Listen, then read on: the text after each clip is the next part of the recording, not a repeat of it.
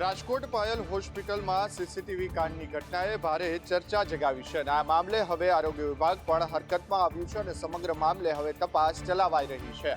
રાજકોટની પાયલ હોસ્પિટલમાં મહિલાઓની ચકાસણીના સીસીટીવી ફૂટેજ વાયરલ થવાના કેસે ભારે ચર્ચા જગાવી છે। આ મામલે જિલ્લા આરોગ્ય અધિકારી આર ફુલમાળીએ મોટું નિવેદન આપ્યું છે, જેમાં તેમણે સ્પષ્ટ કહ્યું કે હોસ્પિટલના લેબર રૂમમાં સીસીટીવી કેમેરા લગાવવાની કોઈ જોગવાઈ નથી અને મહિલાઓની પ્રાઇવસી જાળવવી એ મેડિકલ એથિક્સનો ભાગ છે। આરોગ્ય વિભાગે તાત્કાલિક પગલાં લઈને 5 સભ્યોની ટીમ રચી હતી, જેણે પાયલ હોસ્પિટલમાં તપાસ હાથ ધરી છે।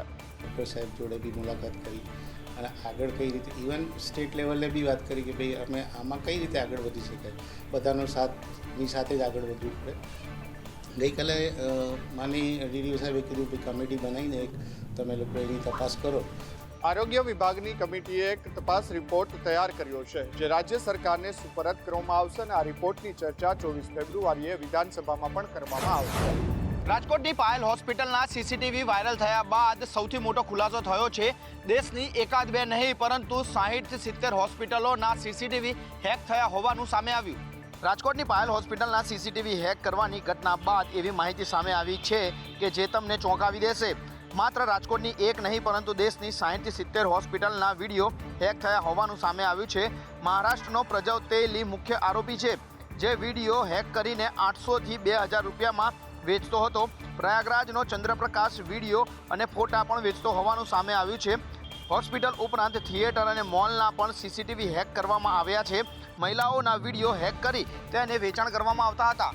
પાયલ હોસ્પિટલના સીસીટીવી વર્ષ 2024માં હેક થયા હતા અને છેલ્લા 1 વર્ષમાં આ તમામ હોસ્પિટલોના સીસીટીવી હેક થયા હોવાનું સામે આવતા સાયબર ક્રાઇમની ટીમો હવે દોડતી થઈ છે।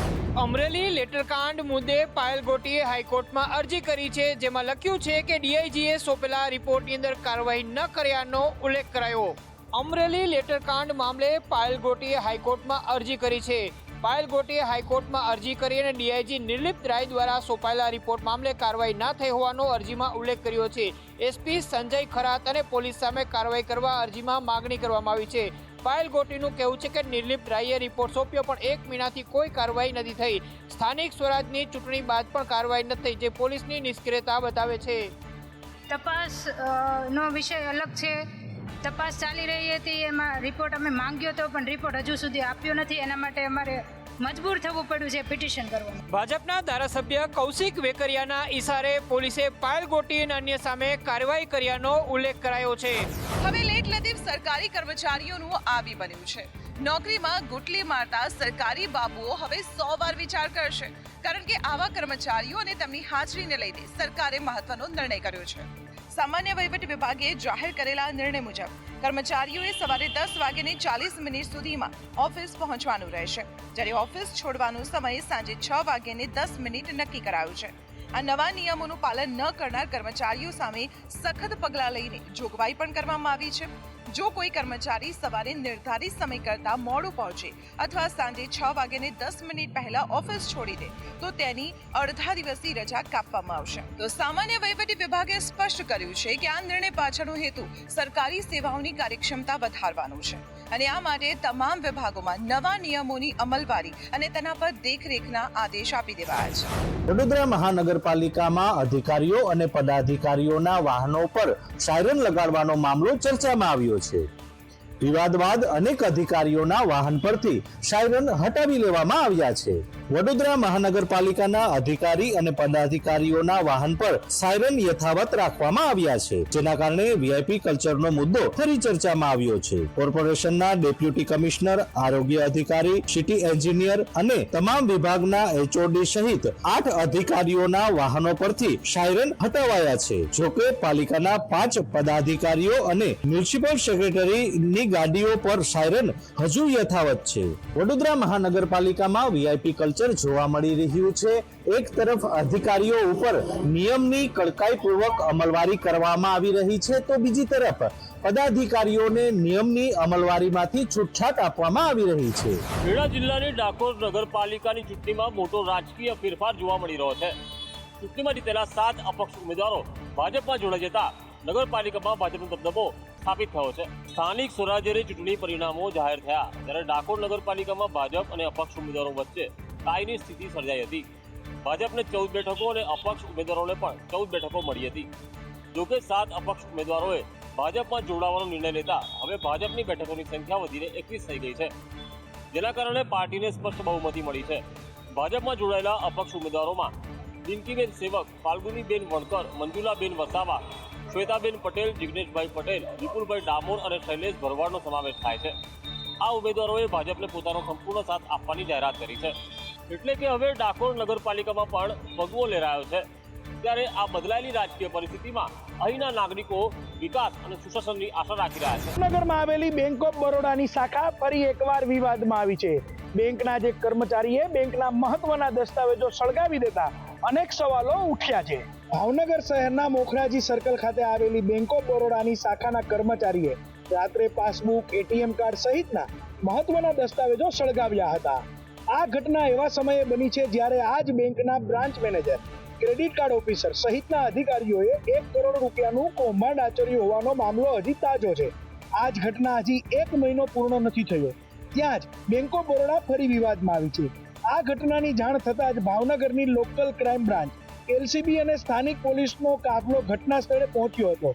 પોલીસે તાત્કાલિક તપાસ શરૂ કરી હતી. શું આ દસ્તાવેજો બેંકની કોઈ ગેરરીતિ છુપાવવા માટે સળગાવવામાં આવ્યા?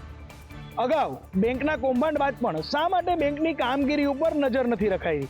આવા અનેક સવાલો ઉઠવા પામ્યા છે. સુરતની રાજકોટ સેન્ટ્રલ જેલની અંદર એસીબીની ટ્રેપ થયા બાદ હવે ફર્ધર ઇન્વેસ્ટિગેશનના ભાગરૂપે એસીબી દ્વારા રાજકોટ જેલમાં લાગેલા સીસીટીવી અને સાથે જે રજીસ્ટર ત્યાં નોંધાયેલા છે તેની માંગણી કરવામાં આવી છે. 2 કેદીઓ સાથે મુલાકાત માટે પરિવાર પાસેથી કેદી દીઠ ₹500 એમ કુલ 1000ની રકમ માંગવામાં આવી હતી. આ મામલે એસીબીએ સોમવારે જેલમાં ટ્રેપ ગોઠવી હતી અને આરોપી પ્રતીક શાસનને રંગે હાથ ઝડપી પાડવામાં આવ્યો હતો. પ્રતીક શાસન નામનો આ આરોપી અગાઉ મારામારીના ગુનામાં રાજકોટ જેલની સજા ભોગવી ચૂક્યો છે. એસીબીએ તેની ધરપકડ કરી હાલ 3 દિવસના રિમાન્ડ પર લીધો છે, જેથી આ રેકેટમાં સંડોવાયેલા અન્ય લોકોની માહિતી મેળવી શકાય. રાજકોટ જેલના મુલાકાત ખંડની અંદર એસીબીની ટ્રેપે ભ્રષ્ટાચારની પોલ ખોલી નાખી છે. હવે તપાસમાં શું નીકળે છે જોવાનું રહે છે, કારણ કે અન્ય કોઈની સંડોવણી છે કે નહીં તેના ઉપર પણ હવે તપાસનું કેન્દ્ર બિંદુ એસીબીનું દેખાઈ રહ્યું છે. રાજ્યમાં નકલીઓનો રાફડો ફાટ્યો છે, ત્યારે સુરતમાં બોગસ પત્રકાર સામે ફરિયાદ દાખલ કરવામાં આવી. સુરતમાં બોગસ પત્રકારો સામે ફરિયાદ નોંધવામાં આવી છે. બોગસ પત્રકારો ગેરકાયદે બાંધકામના નામે ખંડણી માંગતા હતા, જેના ત્રાસથી કંટાળી ફરિયાદ નોંધવામાં આવી છે. બોગસ પત્રકારો અને આરટીઆઈ એક્ટિવિસ્ટો સામે એફઆઈઆર દાખલ કરાઈ છે. સુરતના મહિધરપુરા, અટવા લાઇન્સ, લાલગેટમાં સહિત શહેરમાં કુલ 10 સામે 11 ફરિયાદ કરવામાં આવી છે. જોકે આ કેસમાં સુરત મનપાના કર્મચારીની પણ સંડોવણી સામે આવી છે. એસએમસીની કર્મી રૂબીનાનો ભાઈ ખંડણીખોર છે, જે લોકો પાસે લાખો રૂપિયાની ખંડણી માંગતો હતો. નવસર્જન ટ્રસ્ટના યુસુફ પઠાણે ખંડણી વસૂલી હતી. એટલું જ નહીં, બોગસ પત્રકારો મિલકતદારને ડરાવવા અખબારમાં સમાચાર છાપતા હતા. બોગસ પત્રકાર મામલે એમએલએ અરવિંદ રાણા દ્વારા સંકલનની બેઠકમાં રજૂઆત કરવામાં આવી છે. રાજકોટના ટીઆરપી ગેમ ઝોન અગ્નિકાંડ બાદ રાજ્ય સરકારે મહત્વનો નિર્ણય કર્યો છે. હવે ફાયર વિભાગ માટે અલાયદી સ્ટેટ કેડર આવશે. રાજકોટના ટીઆરપી ગેમ ઝોન અગ્નિકાંડની ઘટના બાદ રાજ્ય સરકાર દ્વારા રાજ્યમાં ગેમ ઝોન, રાઇડ્સ, ફન પાર્કના કાયદાકીય નિયંત્રણ અને નિયમોના પાલન માટે નવા નિયમો તૈયાર કરવામાં આવ્યા છે. સરકારના નવા નિયમોમાં ગેમ ઝોન, રાઇડ્સ અને અન્ય મેળામાં થર્ડ પાર્ટીના વીમા લેવાનું ફરજિયાત બનાવાયું છે. નિષ્ણાંત લોકો આ ગેમ્સ, રાઇડ્સ કે મેળાઓનું ઇન્સ્પેક્શન કરશે, જેનો રિપોર્ટ શહેરોમાં પોલીસ કમિશનરના વડપણ હેઠળની કમિટી અને જિલ્લાઓમાં ડિસ્ટ્રિક્ટ મેજિસ્ટ્રેટના વડપણ હેઠળની કમિટી સમક્ષ મૂકવામાં આવશે. તો ગેમિંગ એક્ટિવિટી એરિયા અને કોમર્શિયલ બાંધકામમાં થતા ગેમિંગ એક્ટિવિટી એરિયા માટે અલગ અલગ પ્લાનિંગ રેગ્યુલેશનની જોગવાઈઓ કરાઈ છે.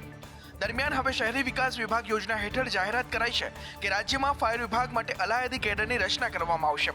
નવા મોડેલ ફાયર સ્ટેશન માટે 160 કરોડ રૂપિયાની જોગવાઈ પણ કરવામાં આવી છે. રાજકોટ અગ્નિકાંડ બાદ સરકારે ગેમ ઝોન માટે વિવિધ નિયમો બનાવીને તેની કડક અમલવારી માટે ખાસ ટીમની પણ રચના કરી છે. વડોદરામાં ફરી એકવાર પેરેન્ટ્સ એસોસિએશન મેદાને ઉતર્યું છે. વાસણા પર આવેલ ભાયલા રોડ પરની બ્રાઇટ સ્કૂલ સામે પેરેન્ટ્સ એસોસિએશને બાયો ચડાવી છે. પેરેન્ટ્સ એસોસિએશનનું કહેવું છે કે ફી રેગ્યુલેટરી કમિટી એટલે કે FRCના નિયમોના ધજાગરા ઉડાવીને સ્કૂલ પોતાની મનમાની ચલાવી રહી છે.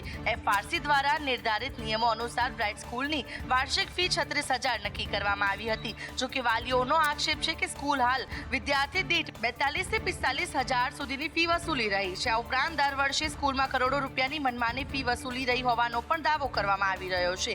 દર વર્ષે અમારી પાસે ફી વધારીને પૈસા લેવામાં આવે છે અને અમારી પાસે કોઈ વિકલ્પ પણ નથી. આ માત્ર પૈસાનો મુદ્દો નથી, પરંતુ ન્યાય અને જવાબદારીનો છે. સ્કૂલ દ્વારા છેલ્લા ઘણા સમયથી મનમાની ચલાવાઈ રહી હતી, ત્યારે આ મામલે કડકમાં કડક કાર્યવાહી શિક્ષણ વિભાગ કરે તેવી વાલીઓએ માંગ કરી છે. પ્રયાગરાજ મહાકુંભ મુદ્દે વિવાદિત નિવેદન આપનાર ઉદ્યોગપતિ વસંત ગજેરાએ સ્પષ્ટતા કરવી પડી છે. તેમણે કહ્યું કે હું વેસ્ટ ઓફ ટાઈમ વિશે ચર્ચા કરી રહ્યો હતો અને મારા સ્ટાફના મિત્રો હતા. लेकिन आज आप दोनों करोड़ों जो लोग अभी नहाने के लिए जाते हैं, वेस्ट ऑफ टाइम. मेरी तरह से वहाँ पे है नहीं कुछ, वहाँ कुछ नहीं है, कहाँ भगवान नहीं है. स्किल दो, तुमको सर्विस करा दो, यही मैं ऑटोमेटिकली समाज बढ़ जाएगा. नहीं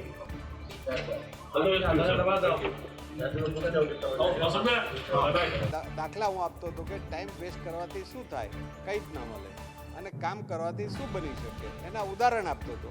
એમાંનું એક ઉદાહરણ હતું કે ભાઈ કરોડો લોકો ત્યાં જાય છે, કેટલો ટાઈમ બગડે. આ એક ઉદાહરણ આપેલું. એમાં એટલી જ વસ્તુ ક્લિપ કાપી અને પ્રજાને આ લોકોએ પેલી કરી, વાયરસ કરી, જેનાથી આજે આ પ્રશ્ન બન્યો.